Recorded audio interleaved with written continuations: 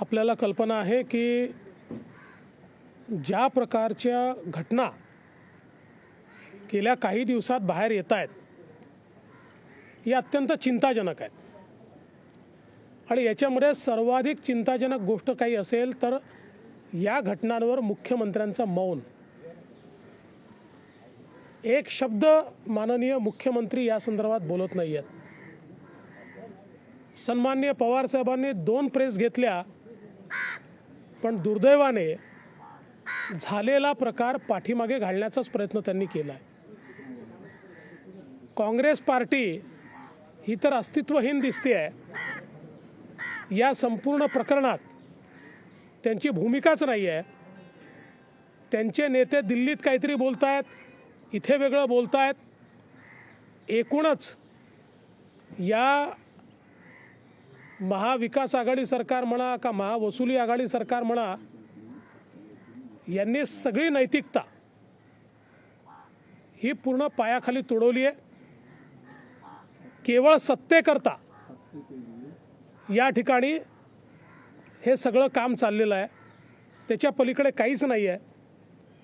आणि माझा तर काँग्रेसला सवाल आहे की काँग्रेसने सांगितलं पाहिजे त्यांना किती हिस्सा आणि वाटा मिळतो आहे। ज्या प्रकारचं त्यांचं मौन आहे, त्यांना वाटा आणि हिस्सा किती आहे हे देखील आता या ठिकाणी आम्हाला समजलं पाहिजे। आणि म्हणूनच आज राज्यपालांना आम्ही भेटून वेगवेगळ्या प्रकारच्या घटना दिलेल्या आहेत। आमची अपेक्षा आहे की मुख्यमंत्री जर बोलत नसतील तर संवैधानिक प्रमुख म्हणून माननीय राज्यपालांनी त्यांना बोलतं केलं पाहिजे। माननीय राज्यपालांनी त्यांच्याकडनं अहवाल घेतला पाहिजे। या खंडणीच्या घटनांचं काय त्यांनी कारवाई केली, जे रॅकेट बाहेर निघालेलं आहे त्या रॅकेटवर त्यांनी काय कारवाई केली, या सगळ्या गोष्टी या राज्यपालांनी त्यांच्याकडनं घ्याव्यात आणि हा अहवाल त्यांनी मागवावा याकरता आज आम्ही भेटलो आहे। करता हूं भाई हिंदी।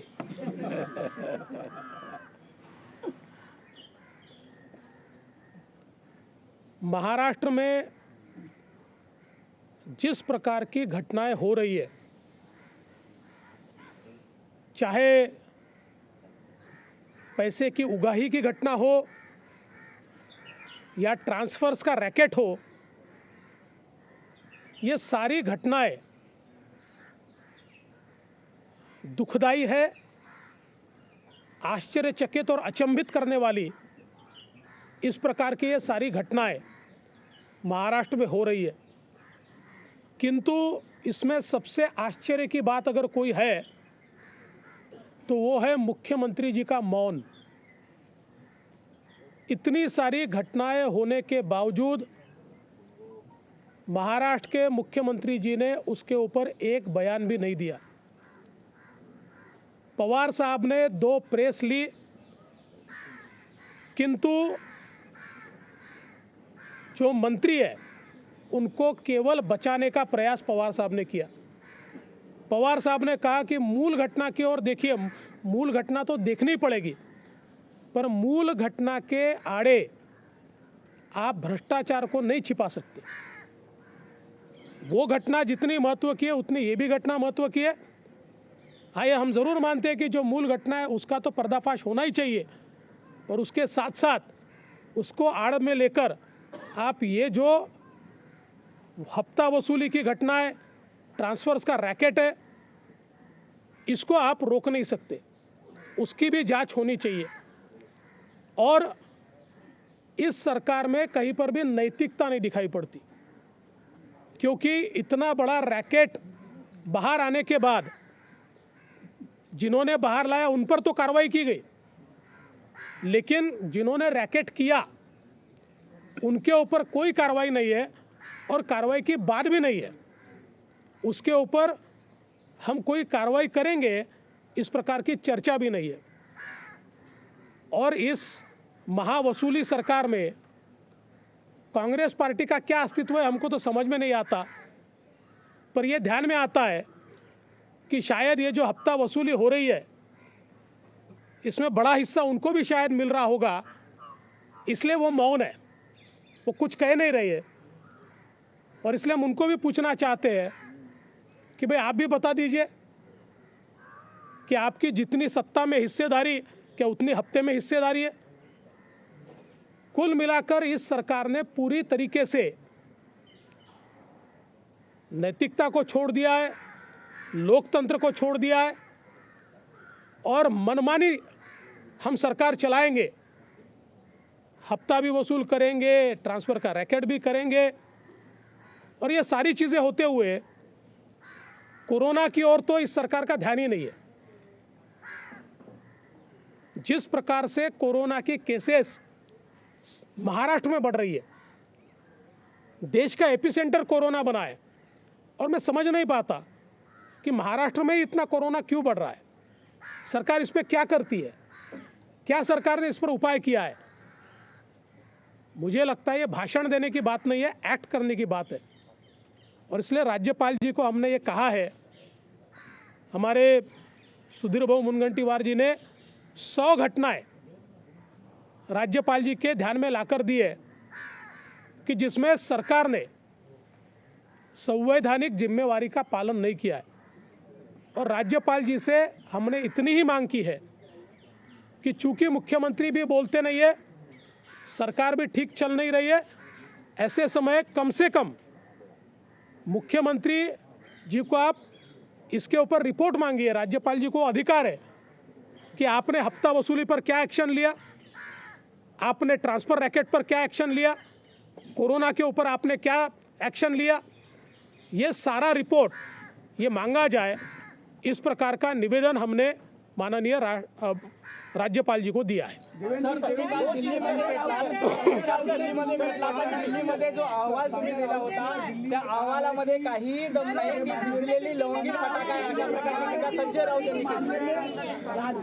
राज्यपाल चूंकि बीजेपी के कार्यकर्ता हैं इसलिए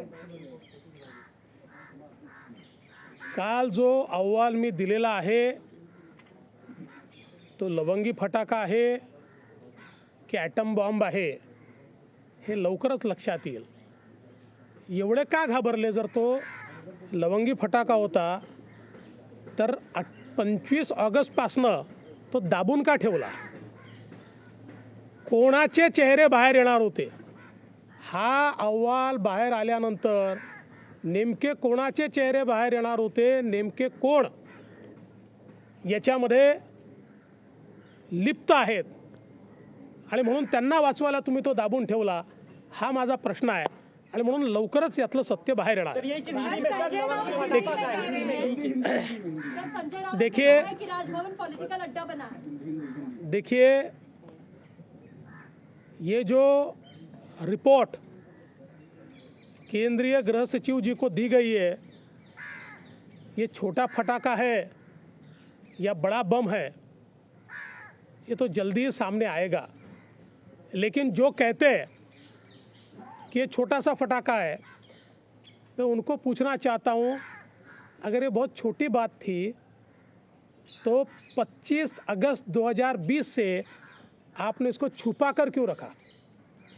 वो कौन लोग हैं जिनके ऊपर इसके माध्यम से सीधी उंगलियां उठती है? वो कौन लोग हैं जो कन्वर्सेशन में आते हैं? वो कौन लोग हैं जिन तक माल पहुंचता है? वो कौन लोग हैं जो इसका कोऑर्डिनेशन करते हैं? ये सारी चीज़ें बाहर आएगी, इसीलिए तो आपने इसको छुपा कर रखा। अब ये केंद्रीय गृह मंत्रालय तक पहुंचा है, जल्दी ध्यान में आएगा इसके पीछे क्या है। जिस तरीके से संजय राउत ने कहा कि मुख्यमंत्री से मुलाकात की बजाय बीजेपी के लोग राज्यपाल के पास जाते हैं क्योंकि राज्यपाल बीजेपी के कार्यकर्ता हैं। देखिए, संजय राउत जी के पास बहुत टाइम है और आप लोगों को खबर नहीं होती तो आप उनके तक पहुंच जाते हैं। और वो कोई इतने बड़े नेता तो नहीं है कि उनके हर सवाल का मैं जवाब दूं। वो कोई इतने बड़े नेता नहीं है। राज्यपाल संवैधानिक प्रमुख है, हम उन तक जाते हैं। देखो ऐसा है ना, अगर हम चले जाए तो बीजेपी के नेता, और आप कमर से झुककर उनको जब प्रणाम करते तो किसके नेता होते? रश्मि शुक्ला बीजेपी की एजेंट थी, इस तरह का आरोप लगा है सर। मुख्यमंत्री को इस पर बात करने की जरूरत ही नहीं है, क्यों जरूरत है इस विषय पर बात करने की? देखिए, मुख्यमंत्री ये प्रमुख है, उन्होंने बातचीत करनी चाहिए, लेकिन वो जानते हैं कि इस पर बात करना उनके लिए कठिन है, और अगर इस पर वो बात करेंगे तो कहीं ना कहीं जांच करनी पड़ेगी, जांच के आदेश देने पड़ेंगे, जो वो देना नहीं चाहते। अपनी सरकार को बचाने के लिए, हफ्ताखोरी को बचाने के लिए ये सारा मामला चल रहा है, और इसलिए मुझे लगता है कि संजय राउत तो कोई अधिकृत व्यक्ति नहीं है, उनकी बात को, सरकार की बात तो नहीं माना जा सकता, वो कोई सरकारी थोड़ी है, और इसलिए सरकार की ओर से कौन बोल रहा है, क्यों नहीं बोल रहा है?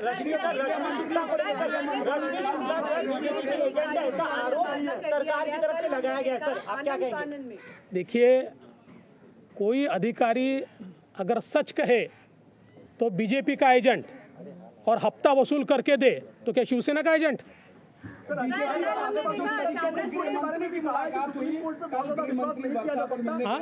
सुप्रीम कोर्ट में बहुत ज्यादा विश्वास नहीं किया जा सकता। रंजन गोगोई को कोर्ट कर रहे हैं वो कि उन्होंने कहा कि वहाँ न्याय नहीं मिलता है। किसने कहा? कोर्ट पर भी सवाल उठाया है। किसने? संजय राउत ने। छोड़ दिए, कौन है भाई वो? कोई इतने बड़े आदमी थोड़ी है। काँग्रेसची काल बैठक झाली, बातमी अशी समोर येते की काही नेत्यांचा याला विरोध आहे, पण भूमिका मात्र कुठे घेताना दिसत नाहीत। एक मिनिटभरात काँग्रेस, अरे भैया, चोर चोर मौसेरे भाई हे सगळे एकत्रित आहेत, हे फक्त बातम्या सोडतात की काँग्रेसच्या बैठकीत चिंता जाहीर केली, सगळ्या हप्ता वसुलीत सगळे सोबत आहेत। कल गृहमंत्री वर्षा गए और उसके बाद 80 PI का ट्रांसफर कर दिया गया क्राइम ब्रांच से। कल गृहमंत्री वर्षा पर मिलने से गई वो हाउस से नहीं आती। ये पूरा ट्रांसफर हुआ 80 अधिकारियों का। ट्रांसफर की जरूरत क्यों पड़ी? देखिए, जो बूंद से गई वो हौज से नहीं आती, इस प्रकार की चीज़ें पहले करने की आवश्यकता थी, जब ये ध्यान में आ रहा था कि इतने बड़े पैमाने पर लोग हफ्ता वसूली में लिप्त है, उस समय ये करना चाहिए था। लेकिन मैं ऐसा मानता हूँ एडमिनिस्ट्रेटिव बाब है, और इसलिए इसके ऊपर मुझे कोई कमेंट नहीं करना। मुझे ऐसा लगता है कि इसके बाद अगर सुधार हुआ तो हम इसका स्वागत करेंगे। सर, गोपनीय पत्र फोडल्याबद्दल महाविकास आघाडीकडनं गुन्हा दाखल करण्याचा प्रयत्न केला जातो। ज्या पद्धतीचा गोपनीय अहवाल रश्मी शुक्ला यांनी दिला आणि ते जर बाहेर केलं तर अशा पद्धतीचा गुन्हा आहे, अशा सरकारचं गृहमंत्र्याचा गुन्हा आहे। गुन्हा तर माझ्यावरच दाखल करावा लागेल, गृहमंत्र्यावर, कारण गृहमंत्री अनिल देशमुखांवर हा गुन्हा करावा लागेल की गोपनीय पत्र बाहेर केलं, जे पत्राचं संरक्षण करू शकत नाही ते जनतेचं, देशाचं आणि राज्याचं करतील। ज्यांना पत्र आपलं गुप्त पत्र हे सुद्धा वाचवता येत नाही, त्यांना तर एक क्षण पदावर राहण्याचा अधिकार नाही, एका सेकंदात राजीनामा देऊन बाहेर गेलं पाहिजे।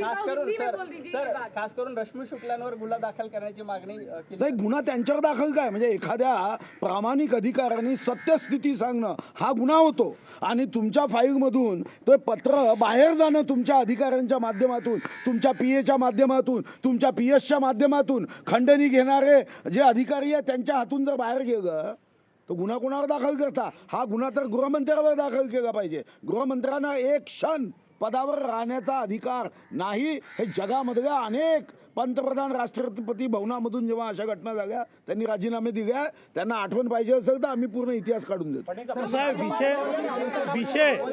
विषय मी बाहेर काढलेला आहे, त्यामुळे गुन्हा दाखल करायचा असेल तर माझ्यावर करावा लागेल, आणि मी त्याची पर्वा करत नाही। जर हप्ताखोरी होत असेल, रॅकेट होत असेल, आणि त्या रॅकेटमधनं महाराष्ट्राची बदनामी होत असेल, तर महाराष्ट्राची बदनामी होऊ नये याकरता 4 गुन्हे अजून माझ्यावर दाखल झाले तरी मला फरक पडत नाही। मी कोर्टात जाईन, कोर्टात मध्ये सिद्ध करेन।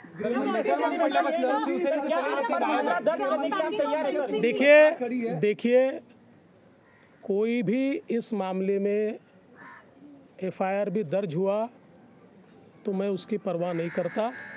मैंने महाराष्ट्र के हित के लिए ये काम किया है। जो एक प्रकार से गुनाह हुआ था और उस गुनाह को छुपाया गया था, 25/8 को रिपोर्ट जाने के बाद कॉग्निजेबल ऑफेंस हुआ था, और उस कॉग्निजेबल ऑफेंस को छुपाने का काम इस सरकार ने किया था। उसको अगर मैंने उजागर किया है और महाराष्ट्र की प्रतिष्ठा को बचाने का काम किया, ये अगर गुनाह है तो ऐसे 4 गुना मैं और करूँगा और मैं कैसे सही हूँ ये मैं न्यायालय में जाकर बताऊंगा। सीताराम पडल्यापासून शिवसेनेचे सगळे नेते गायब आहेत. परत कुणीच भूमिका घेत नाहीये. गुन्हे उघडकीस यायला लागल्यानंतर शिवसेना गायब झाली. There is a call on strong backing by NCP for Anil Deshmukh. So many days have नहीं, देखिए इसमें बहुत स्पष्ट रूप से दिखता है कि ये तीनों जानते थे इस प्रकार की हफ्ताखोरी हो रही है। ये तीनों पार्टियों को पता है कि इसमें का सत्य बाहर आया तो तीनों का चेहरा खुला हो जाएगा, इसलिए वो उनको बैक कर रहे हैं। सर,